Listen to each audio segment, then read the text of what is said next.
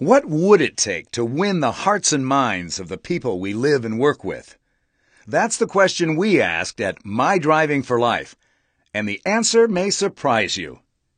Daniel Yankelovich, one of the most influential sociologists of our time, surveyed American workers and asked them, how many of you would agree that you put in as little time and effort as you can get away with without being fired from your job? Surprisingly, 44% agreed. At MyDriving4Life, this strikes us as a tragic waste of people's time and talent. It's easy to hire people's hands, feet, and backs to get work done. But if you want people to invest more of themselves than just what's required, it is absolutely necessary to address their feelings and their needs. We don't leave our feelings and needs in the closet when we go to work or school. We carry them with us into every interaction and relationship of our lives. This is what makes us human. Feelings are to human beings what gasoline and a GPS is to a car. Our feelings are the energy that fuels our actions. They also serve as our guidance system, pointing us in the right direction to meet our needs. This is just one of the many striking similarities between skillful driving and skillful living. In most classrooms, offices, and homes, feelings and needs are not given the importance they deserve. It doesn't feel good when our feelings or needs are ignored. When this happens, we often feel upset, angry, or sad. These feelings are indications that our needs have not been addressed or satisfied. Everything we do in the service of a need. That's what world-renowned communication expert Marshall Rosenberg teaches. He says the reason people act is to satisfy a need. Rosenberg focuses on this principle when he works in some of the most troubled areas of the world, such as Rwanda, Croatia, and the Middle East. By showing how to acknowledge other people's feelings and needs while staying connected to our own feelings and needs, he opens the way for people to resolve conflict peacefully. It's a bit like merging onto a highway without crashing into the other drivers. Everyone has legitimate needs. The most basic of these needs are survival, safety, belonging, self-esteem, and the need to realize our full potential. This was the primary discovery made by social psychologist Abraham Maslow in 1943. This is basic human technology. One of our most basic needs is safety, and when safety is not present, individuals will take matters into their own hands and create safety for themselves. This impacts results in a profound way. When individuals are focused on their own safety, it is harder to take the risks required for collaboration and creativity.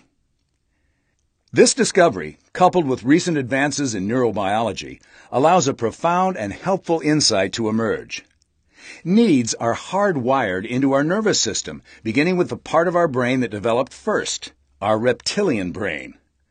This primitive core is primarily designed for one purpose, to ensure our safety and survival. When in danger, our reptilian brain kicks into action and takes charge, reacting instinctively with a fight, flight, or freeze response. This instant reaction can save our lives when we're physically threatened. When this happens, our reptilian brain sends a message to the adrenal gland to give us a shot of adrenaline, to redirect our blood flow to large muscle groups so we can fight, flee, or freeze. Having only a finite amount of blood in our system, it has to come from someplace else. And it comes from our brain's higher reasoning center, the neocortex, which is designed to make conscious decisions. Many jobs still involve serious physical risk, but for most of us in today's modern workplace, our physical safety is rarely threatened.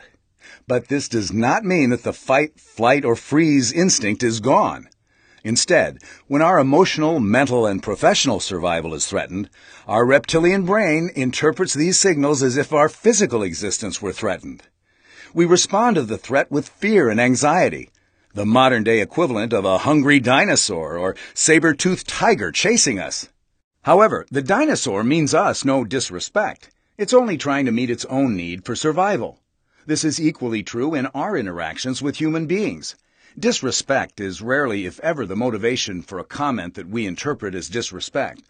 They are simply trying to meet their own needs. We may feel disrespected when an idea we floated is ignored or ridiculed, and we feel angry.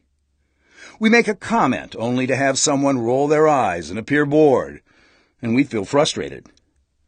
Or when we share a sincere opinion and someone across the table whispers and laughs, and we feel disappointed. In each of these situations, we might feel angry, frustrated, or disappointed because we have a need for respect that is not being met. This signals disrespect, causing our reptilian brain to kick into overdrive. While this is how we are hardwired, this does not mean that our reactions are locked in. This is where the rubber meets the road. If we do not address our feelings and needs, we allow them to take charge of us.